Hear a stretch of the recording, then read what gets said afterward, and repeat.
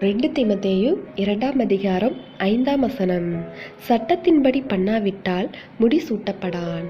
கிறிஸ்துவுக்குள் அன்பானவர்களே, பலருக்கு ஆவிக்குரிய வாழ்க்கை என்பது பல பக்தி செயல்களை செய்கின்ற அனுபவமாக இருக்கிறதே அன்றி அது ஆவிக்குரிய அனுபவமாக இருப்பதில்லை.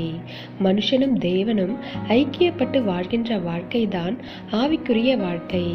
அந்த அனுபவத்திற்கு உதவி செய்கின்றவைதான் நாம் செய்யும் பலவிதமான பக்தி செயல்கள். ஆனால் தேவனோடு ஐக்கியப்படுகின்ற அந்த அனுபவம் ஏற்படவில்லை என்றால் பக்தி செயல்களால் பிரயோஜனமில்லை. உதாரணமாக, நாம் ஒரு கட்டிடத்தை கட்ட கல், மணல், சிமெண்ட், கம்பி ஆகிய பொருட்கள் மிகவும் தேவையானவைதான். என்றாலும் அந்த கட்டிடத்தை நல்ல தொழில்நுட்பத்தோடும் திறமையோடும் முறையாக கட்ட வேண்டும். இல்லையெனில் வலிமையான கட்டிடத்தை எழுப்ப முடியாது. அதுபோலதான் நம்முடைய வாழ்க்கையில் ஜெபம், வேத வாசிப்பு, சபை கூடுதல், காணிக்கை செலுத்துதல் போன்றவை நம்முடைய ஆவிக்குரிய வாழ்க்கையை கட்ட தேவையானவைதான்.